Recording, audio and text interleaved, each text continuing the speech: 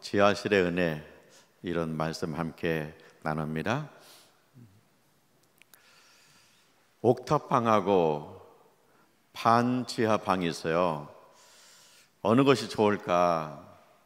옥탑방이 좋을 것 같죠? 옥탑방은 건물 옥상에 지어진, 창고같이 지어진 방이죠. 근데 옥탑방이 좋은 게 뭐냐? 전망 좋아요. 그리고 아무리 비가 와도 물이 잠길 이유가 없죠. 근데 반지하방은 다르잖아요. 반절은 지하예요. 그리고 창문만 길가로 나와 있어요. 그래서 전망이 안 좋아요. 게다가 비가 오게 되면 집안이 축축해요. 곰팡이 생겨요. 그리고 올해같이 비가 많이 와가지고 길가에 물이 차면 창문으로 물이 들어와요.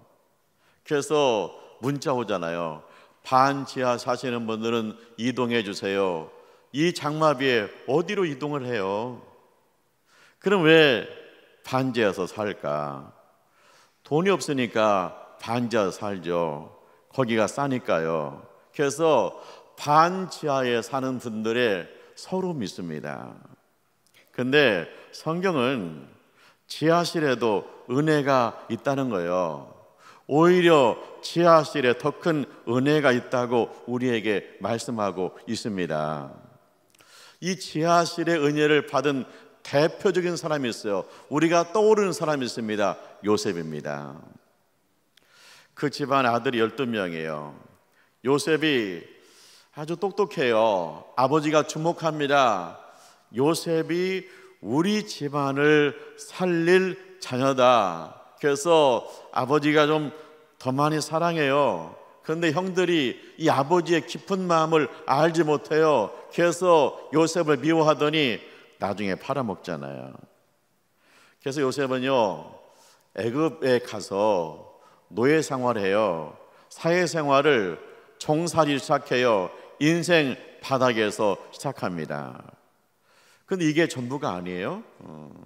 주인집 아줌마가 유혹을 하는 거예요. 근데 요셉은 단호하게 거부합니다. 하나님이 보고 계십니다. 거부해요. 그랬더니 뒤집어 씌워요. 성추행하려고 했다. 그래서 요셉이 감옥에 가잖아요.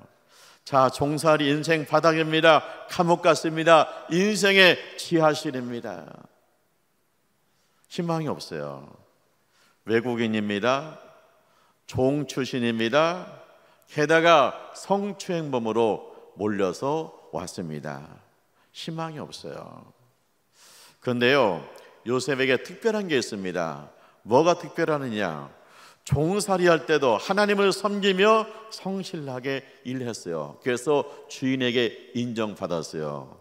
감옥 생활하면서도 하나님을 섬기면서 성실합니다. 그랬더니 감옥의 관리자가 눈여겨봐요. 어디를 가든지 인정받습니다. 그런데 요셉이요, 이 감옥에서 만남의 복을 받아요. 누굴 만나요? 왕실의 신하를 만납니다. 그리고 왕실의 신하의 꿈을 해석해 주었어요. 그가 복권됐어요. 그 왕실 신하가 감옥을 나갈 때 요셉이 붙들고 사정했습니다. 나가시면 저를 좀 빼내주세요. 근데 왕실 신하가 이제 복권되니까 그거 신경도 안 써요. 그래서 1년이 지근하고 2년이 지났습니다. 모든 것이 포기된 상태입니다. 근데 그때 뭐요? 왕이 꿈을 꾸어요. 근데 그 꿈은 애굽의 박사도 애굽의 점쟁이도 풀 수가 없습니다. 왜? 이 꿈은 하나님이 주신 꿈이기 때문에, 하나님이 애굽 왕한테 주신 꿈이기 때문에 하나님의 사람만 풀 수가 있는 거예요. 공부해서 풀 수가 없어요. 귀신에게 물어봐서 풀 수가 없어요. 하나님께서 봉인해 두었어요. 그 때문에 하나님의 사람만 풀을 수 있는 거예요. 그때 누가 생각나요? 왕실 신하가 감옥에 있는 요셉이 생각나요. 요셉을 추천해서 요셉이 왕실에 들어가잖아요. 자, 요셉이 왜 감옥에 갔습니까? 형제 간의 갈등 때문에 감옥 갔습니다. 가족의 갈등 때문에 감옥까지 갔습니다. 요셉이 왜 감옥 갔습니까? 주인 아줌마의 모함 때문에 감옥에 갔습니다. 우리가 인생을 살면서 가족 간의 갈등 때문에 힘들 때가 있습니다. 우리가 인생을 살면서 모함을 받아서 힘들 때가 있습니다. 내 인생에 지하실이 있을 때가 있습니다. 그런데 거기서 내가 왜 이렇게 지하실에 왔느냐 하고 형제들을 미워하고 나를 모함한 사람을 미워하고 그러면서 그 지하실에 있으면 안 된다는 거예요. 그 지하실 하나님의 은혜가 있다는 거예요. 지하실에도 하나님께서 계시다는 거예요. 지하실에도 내 음성을 듣고 계신다는 거예요. 내가 지하실에 있을 때 하나님께서 보고 계신다는 거예요. 은혜가 임한다는 거예요. 그래서 이 요셉에게 임한 은혜가 무엇입니까? 바로 만남의 복이라는 거예요. 하나님은 전혀 다른 방법으로 나를 지하실에서 꺼내주시고 높여주실 줄 믿습니다. 그래서 제가요 제 인생의 지하실입니다. 인간관계 때문에 지하실입니다. 모함을 뒤집어쓰고 지하실입니다. 그때 요셉같이 성실하게 하나님을 섬기며 인내하라. 하나님께서 분명히 기회를 주실 줄 믿습니다. 만남의 복을 주실 줄 믿습니다. 그것이 지하실의 은혜예요. 이스라엘 백성이 애굽에서 해방받았잖아요.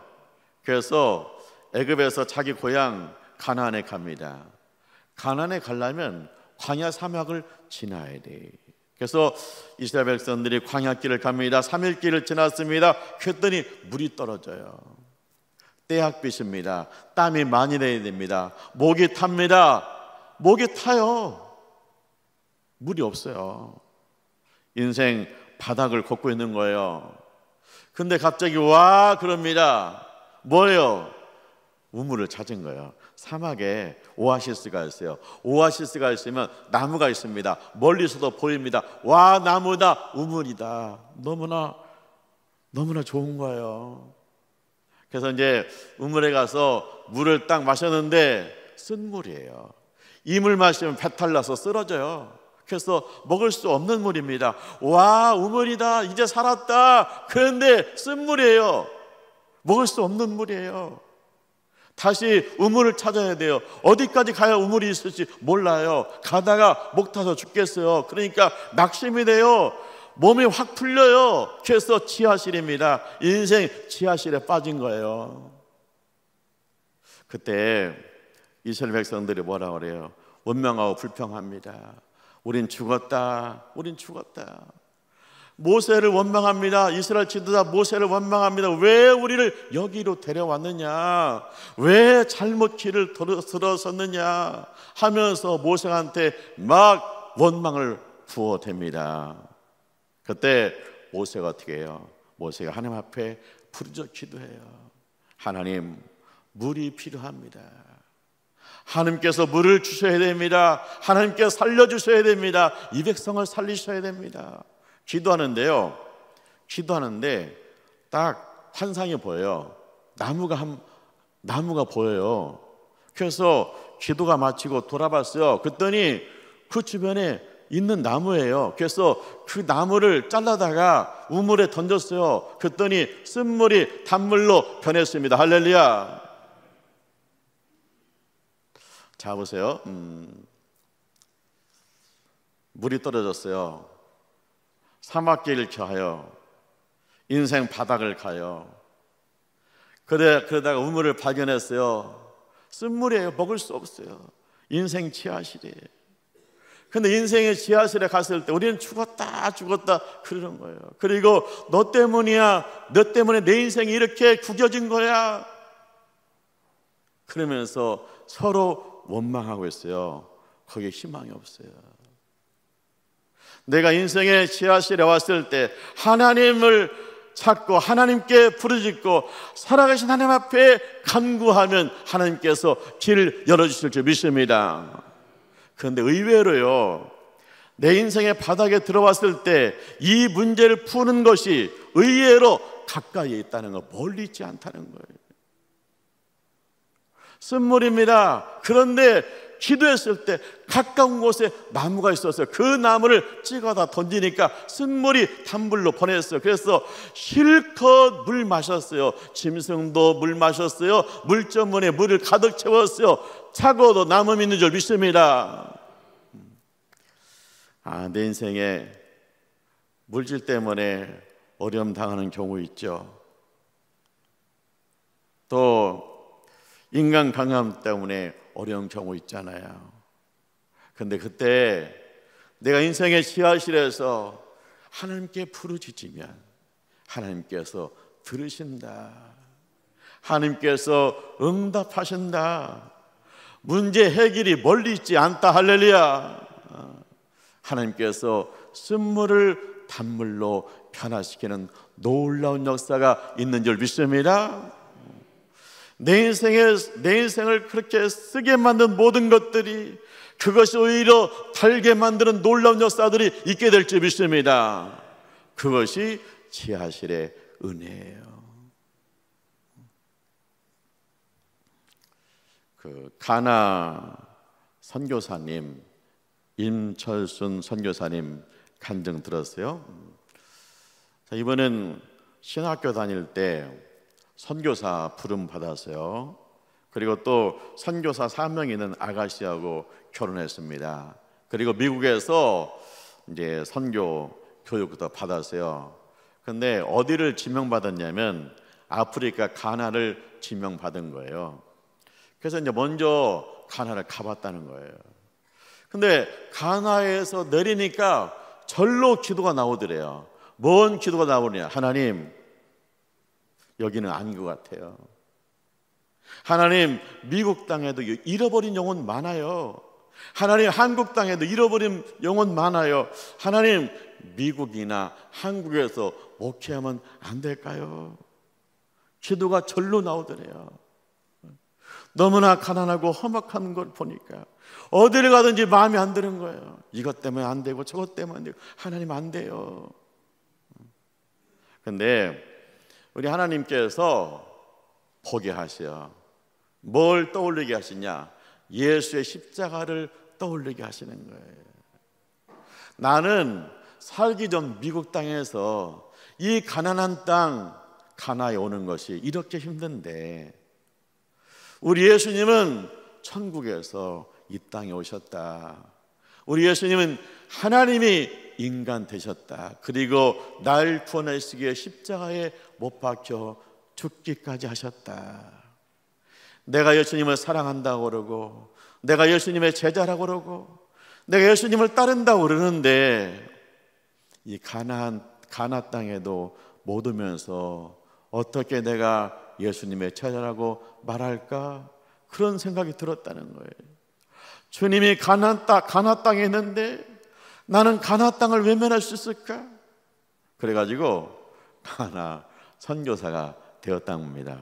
25년 되었대요. 근데 이제 그렇게 가나 땅에 왔으니까 이건 뭐 인생 바닥이잖아요. 근데 거기가 끝이 아니에요. 또 인생 지하실이 있는 거예요.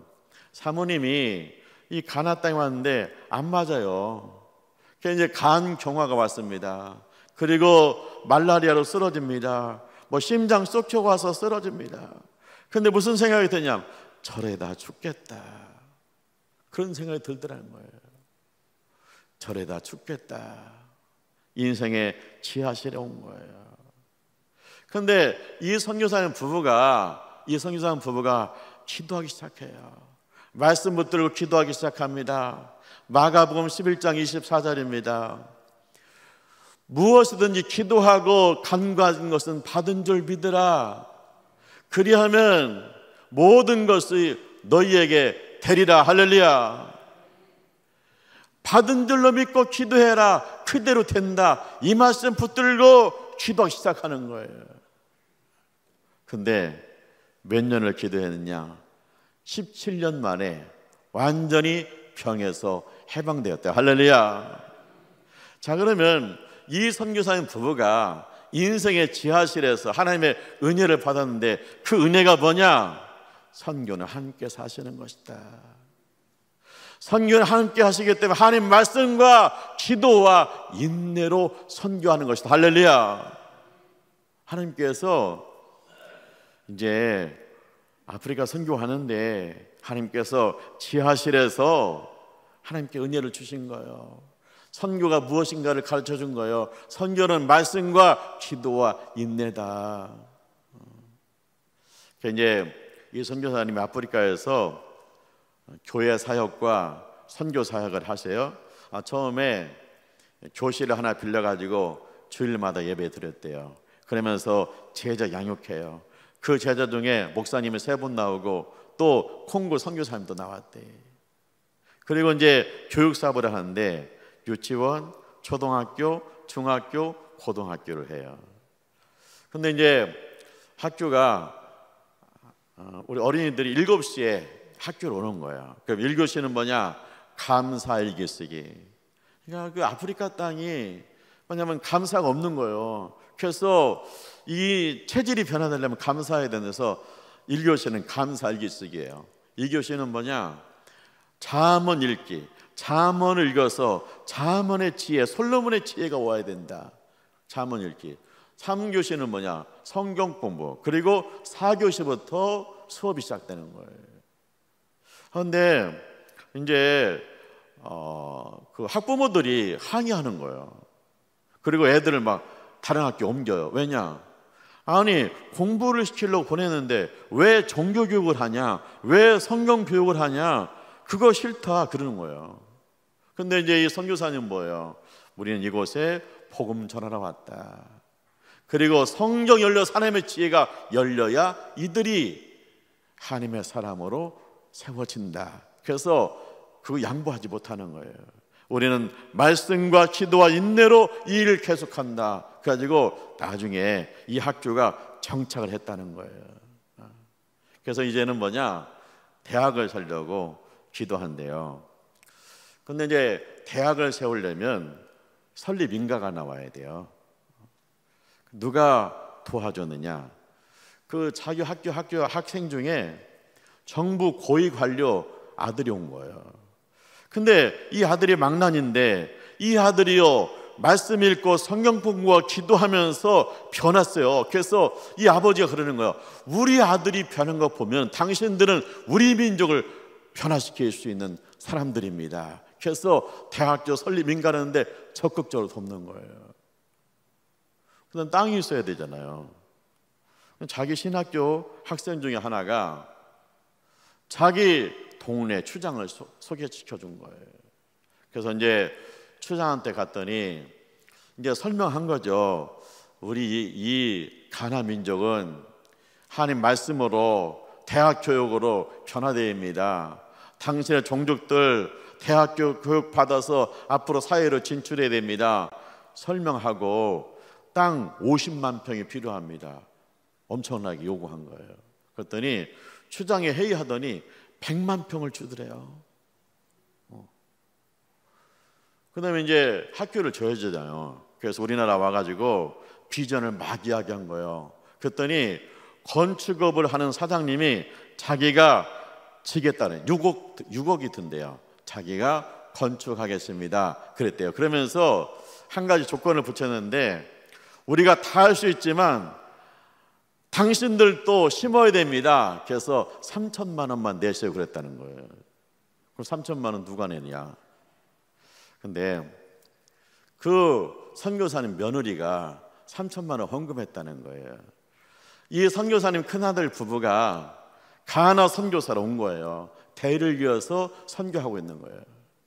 근데 이제 결혼할 때 이 며느리한테 교인들이 선교사 간다고 하니까 선교비 주는 심정으로 축의금을 많이 해준 거예요. 그래서 그걸 모으니까 3천만 원이에요. 그래서 이 며느리가 이 돈은 꼭 중요한 데 써야겠다 하고 간직했는데 이 가나 땅에 대학을 짓는다면 내가 씨앗이 심어야겠다 해가지고 선교사 며느리가 헌금을 드린 거예요.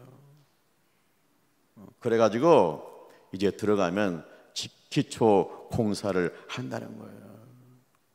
자, 우리 선교사님이 25년 사역하는데 17년 동안을 병 때문에 인생의 지하실에 들어가서 눈물로 기도해요. 근데 그 지하실에서 발견한 게 뭐예요? 선교는 말씀과 기도와 인내로 하는 것이다.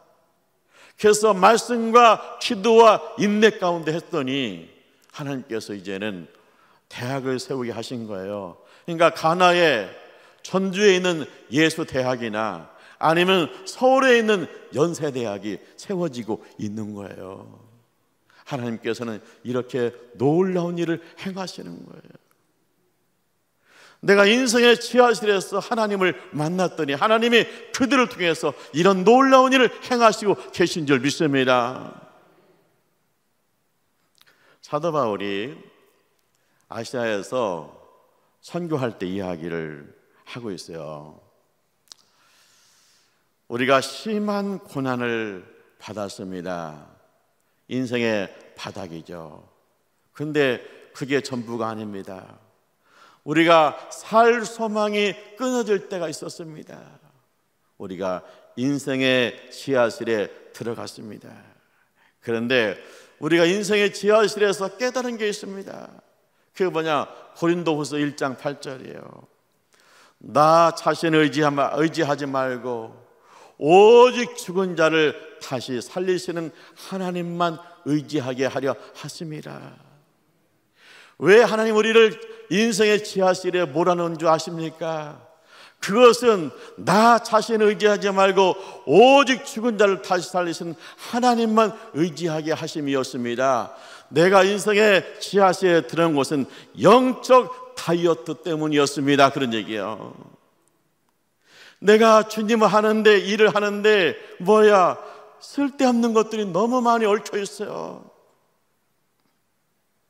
그래서 하나님께서 나를 인생의 지하실에 넣어가지고 영적 다이어트를 시켰습니다. 그래서 나 자신을 의지하지 말고 오직 죽은 자를 다시 살리시는 하나님만 의지하게 하셨습니다. 그런 얘기예요. 그리고 또 있어요. 바울이요, 인생 지하실에서 하나님을 만났습니다. 그랬더니 다음부터는 무서운 게 없어요. 인생 지하실에서 올라왔기 때문에 그것보다 더 낮은 데는 없어요. 그래서 담대한 믿음으로 사역을 했다는 거예요.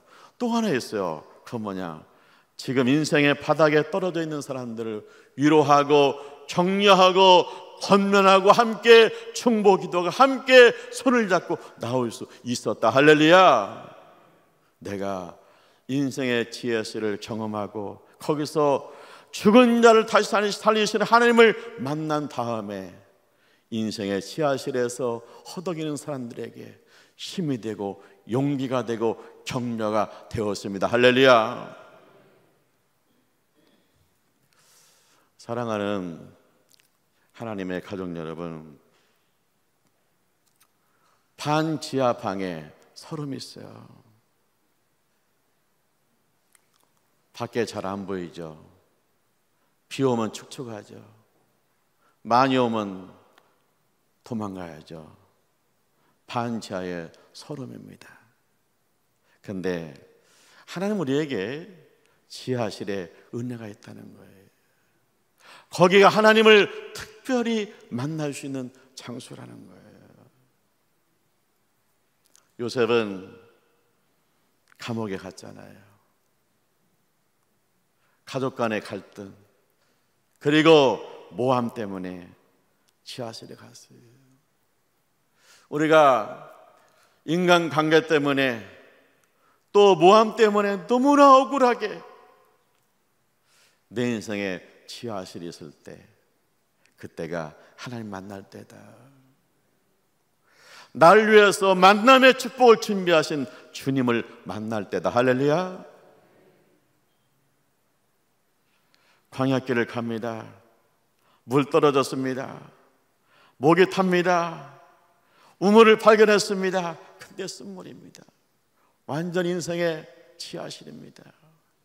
내가 물질 때문에 어려움 당해가지고 인생에 취하시렵니다. 그래서 너 때문이라고 그러고 서로 불평하고 불만하고, 그게 아니라 그때 하나님 앞에 부르짖어 기도하면 하나님께서 가까운 곳에서 내 인생에 풀리는 역사가 나타나게 하실 줄 믿습니다. 바울이 고백합니다. 내가 살 소망이 끊어졌습니다. 더 이상 살고 싶지 않습니다.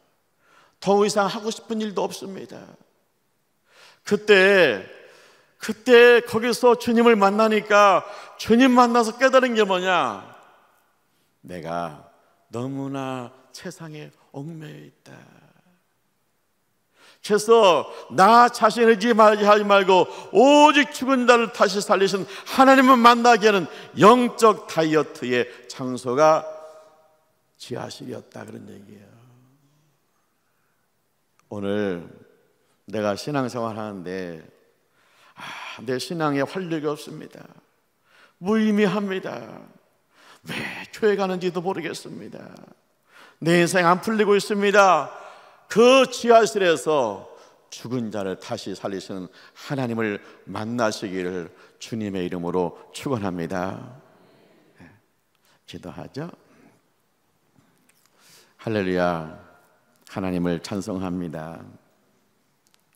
인생의 지하실에서 날 구원하시고 만남의 복을 예비하시고 축복을 예비하신 주님을 만나게 하여 주옵소서. 주님, 내가 인생을 살면서 내 인생의 지하실에서 만난 그 하나님을 잊지 않고 주님과 함께 동행하게 하여 주시옵소서. 예수님의 이름으로 기도합니다. 아멘.